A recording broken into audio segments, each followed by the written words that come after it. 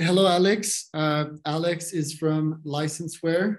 We have him with us today in the podcast. Alex, can you introduce yourself shortly? Hey, Charles. Thanks for the invite. Yeah, I'm Alex. I'm co-founder and CEO of Licenseware. A bit about myself. I've been working in the software industry for about 10 to 11 years now, mostly in the field of software licensing. Started my career working for a startup called Belay. Okay. It's a Dutch startup, and I've done all sorts of work there, from analyst, auditor, consultant. Then I became curious about software development, so I went kind of deep into that. So I did software development for a while, and then I reconnected with a former colleague of mine about 2 years and a half ago, and we started building Licenseware together. Interesting. Tell me about the Dutch startup ecosystem. Is it thriving right now? So our startup is actually, so I'm based in the Netherlands, but our startup is a Romanian startup. Okay. But yeah, I can also cover question with regards to the Dutch startup ecosystem, which it is thriving in general. It's actually one of the biggest startup hubs in Europe, the one that we have in Amsterdam. And I think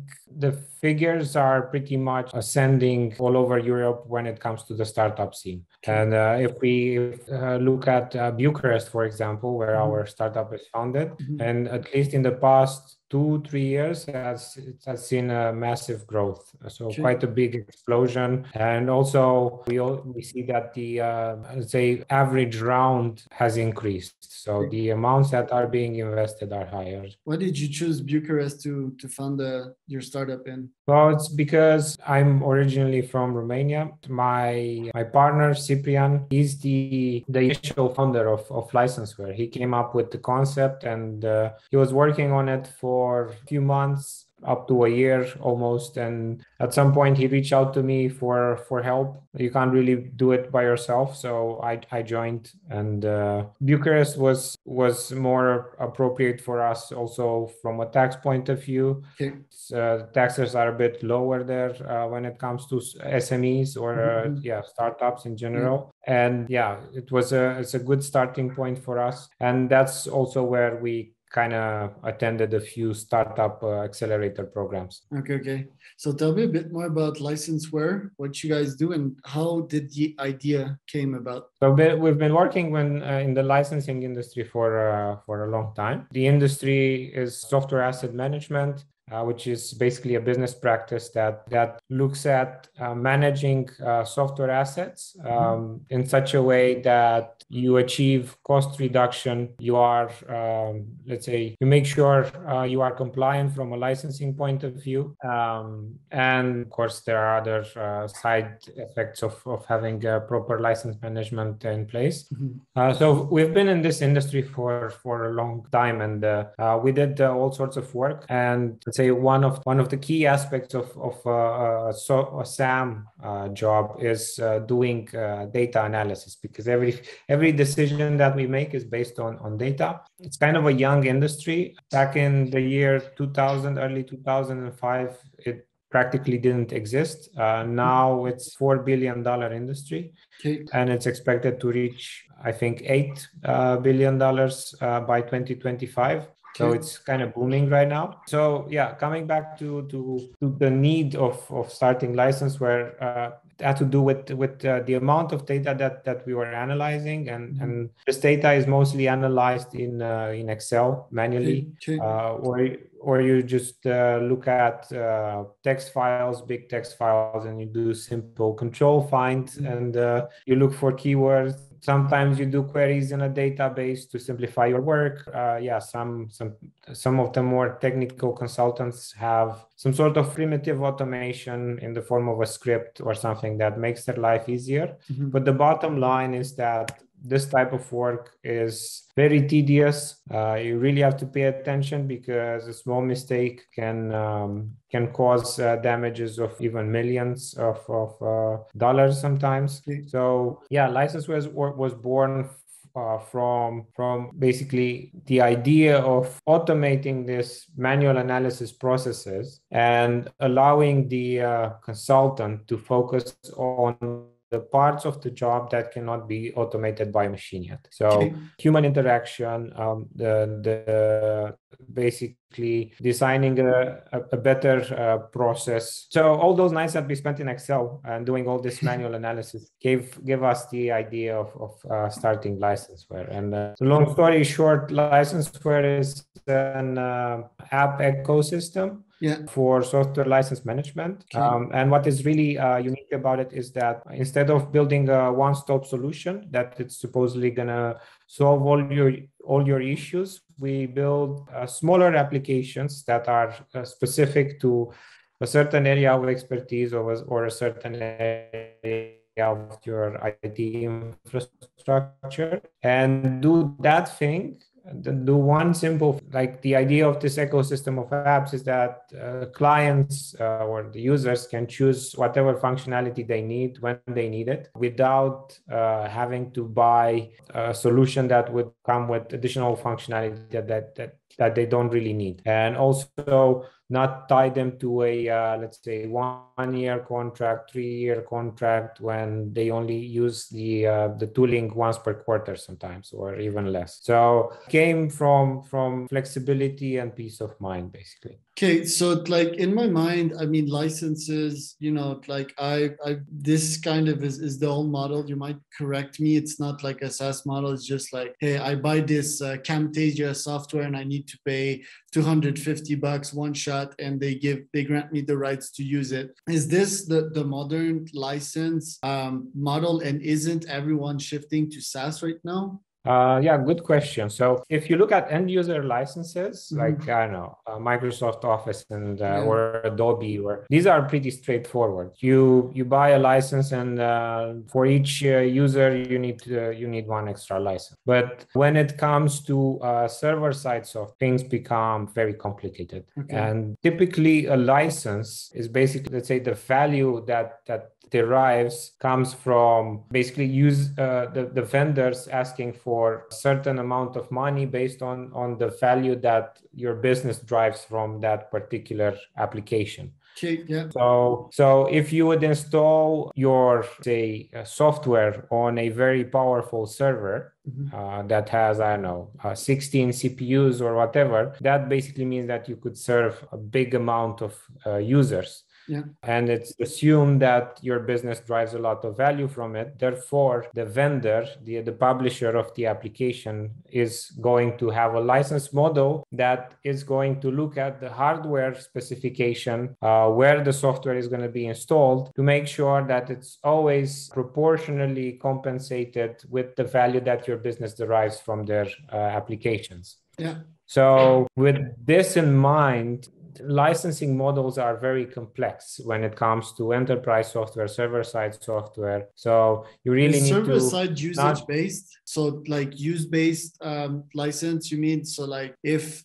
Not even talking about users, but do you also do like usage-based models? Okay, the more I use the software, the more I pay. Yeah, it very much depends on the vendor. But in most cases, server-side software is being licensed looking at how powerful the machine is. Okay. So you look at how many CPUs certain server has, or how many cores. Yeah. And then you also have to look at how... If it's a virtualized environment, then things get very sticky quite fast, because theory change the capacity of a VM as your server runs. Okay. So the capacity of your host is dynamic based on how you configure it. So then, of course, vendors would have rules in place that would basically limit the users not to take advantage of this and not to exceed their licensing limitations. Correct. And how much, say a Microsoft, okay, because that's a good example. Like most people use Microsoft. I'm not a big fan. My COO is a fan of Microsoft.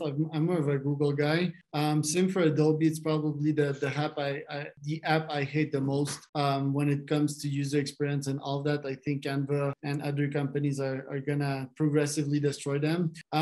Microsoft. Okay, so I'm Microsoft. How much do you charge me? What do you help me with precisely? We do as a company. We actually don't work with vendors. We work with service providers, so consultancy companies that do this type of work on behalf of other companies or end user companies that utilize enterprise software. So any company that has high IT spend and they spend a lot of money on software, we can help them understand their data and understand reduce the cost associated to software licensing, and also make sure that they are compliant. So to give you some background, because you were asking earlier that isn't everyone moving to the cloud?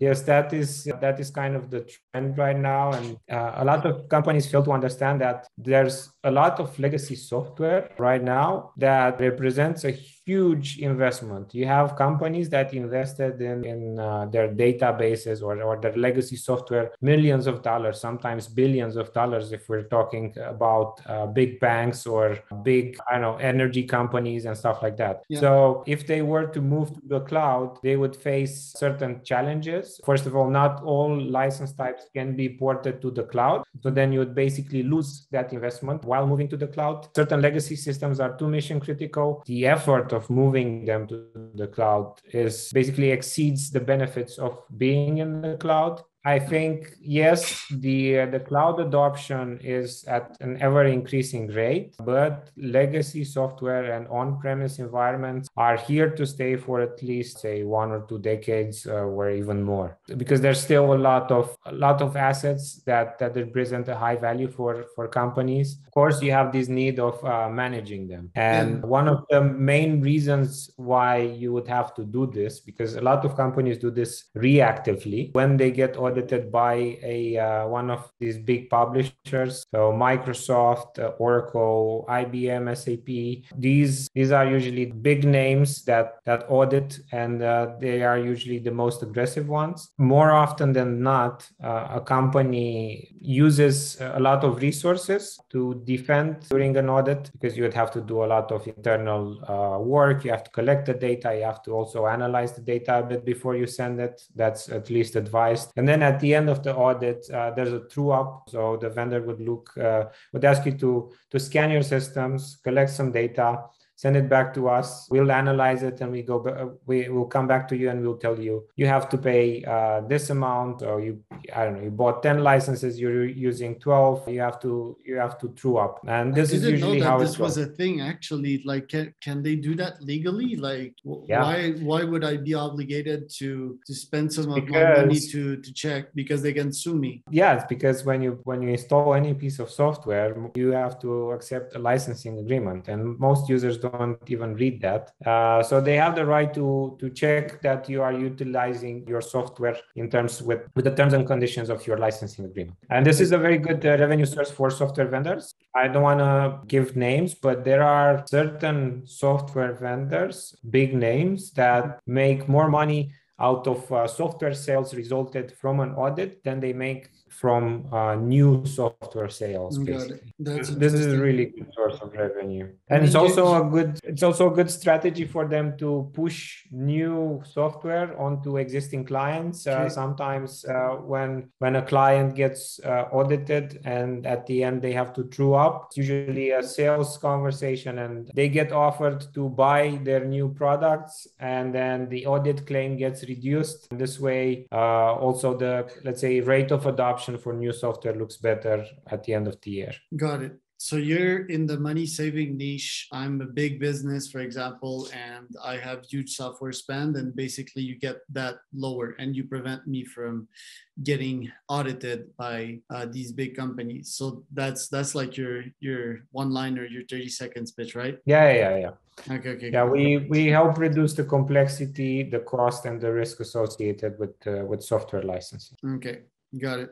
All right. How many clients do you have right now? Well, we're a very early stage. So in 2020, we launched our first MVP. We got the first client. It's a Fortune 500 company. Nice. And that kind of validated our concept. And then we went into a couple of startup programs, pre-accelerator program and an accelerator program, because we wanted to know what it takes to build a startup. Okay.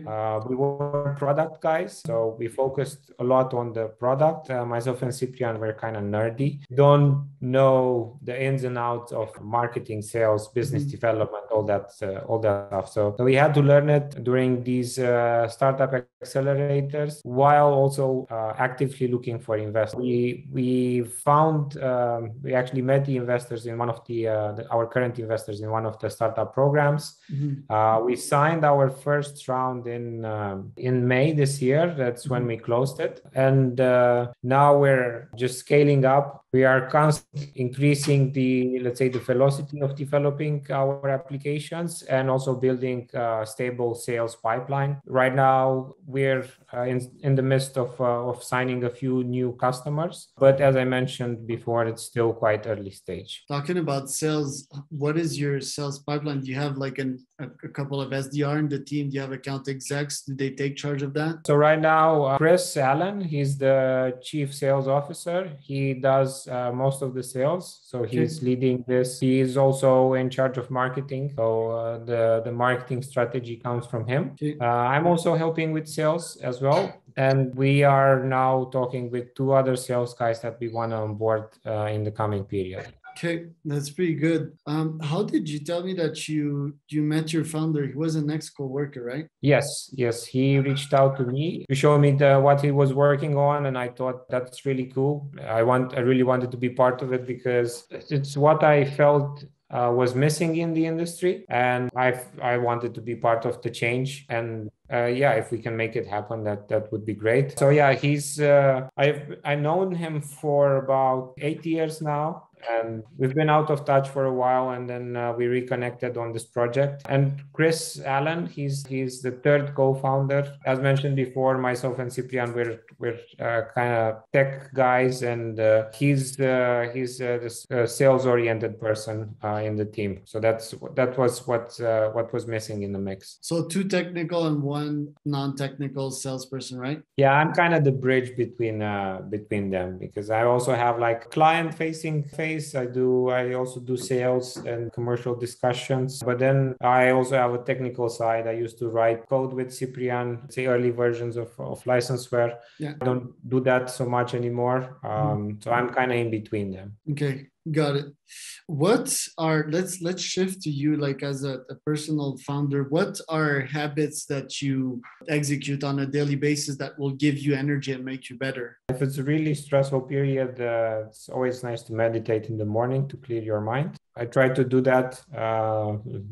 Honestly, lately I didn't do it so much. But it's a practice that I have in my daily business. Aside from that, I just go straight to it, basically. I sometimes go on walks after lunch. I work from home. I have a flexible schedule. I can organize my work the way I want to. So sometimes go for a walk in the park, although I don't do it so often as I should. So especially when it's a busy period, I just prefer to get it out of the way.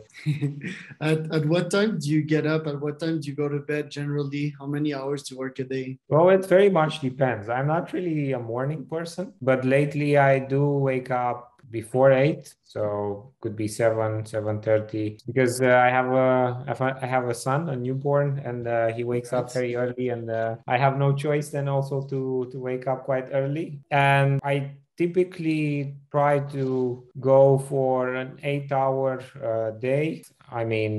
During the summertime, there's not that much going on, so that can happen sometimes, but most of the times we can do up to 60-hour weeks, depending on what we're working on. I used to have hackathons in the early days of licenseware. I used to do hackathons with Cyprian, and we would just do all-nighters in the weekend, just writing code. So it's been a very crazy period. In the first few months of licenseware, up to a year, we even had day jobs. So we did this on the side.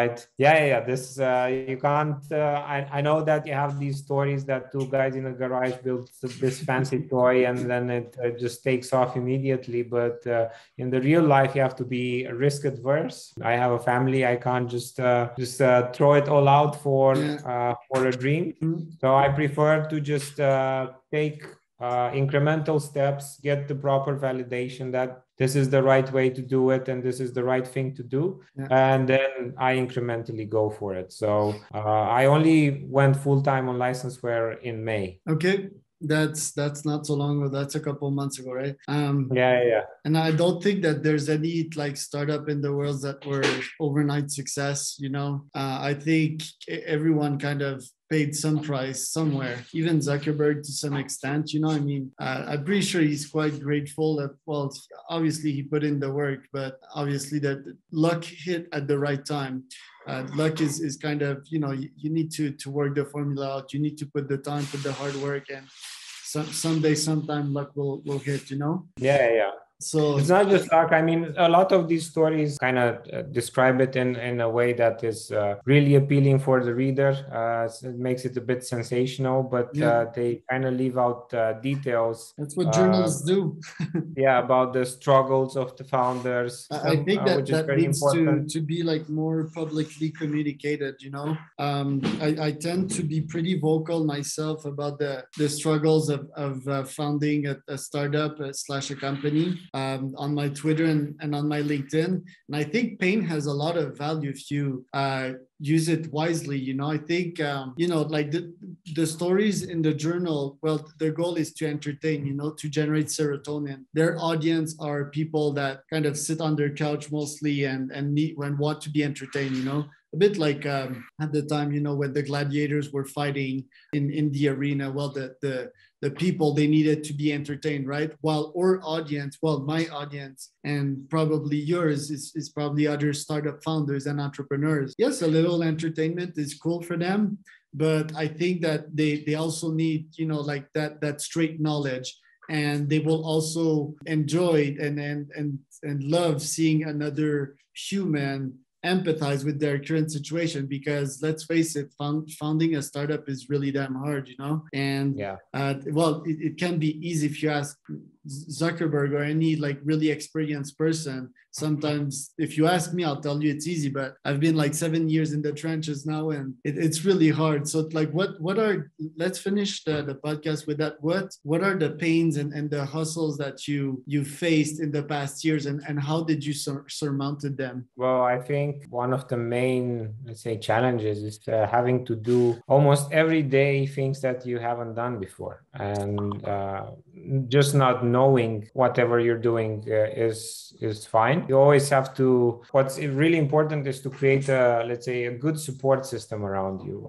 Some advisors, some people that you can trust to bounce ideas off of. This is something really important that has helped me a lot. Mm-hmm. And at the end of the day, it's also struggling a bit with imposter syndrome, which is an inevitable, let's say, part of the daily struggle of a founder. So I've all faced it to some extent.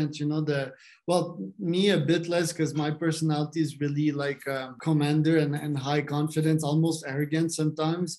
Obviously, I'm trying to work on my flaws. As a founder, you need to be careful with your flaws. But yeah, like especially when you start. Well, if you ask me the first months, yeah, sure, I had big time imposter syndrome. I was building, web pages for real estate brokers, so that was another reality right there. But yes, bouncing off ideas of peers is really good. Probably also developing something personal, although like most business books would advise you to not do so, but to tell them how you feel, and the struggles, because we're all humans at the end. It's only robots can hide their emotions at work, show up your true self at work, and also like probably spend time with family and friends sometimes, just to chill, have a beer, sometimes, and chill, like stop taking everything so seriously, Yeah, totally agree. Yeah, you need a perfect or at least aim towards a perfect balance. You may not reach it ever, but as long as the intention is there and you put some effort into it, I think it's going to work out. Cool. Well, Alex, thank you. This has been entertaining. I mean, it's been quite short. I'd like to have you back again. Have a good day and a good week, my friend. Thank you. You too. Right. Have a good one. Bye.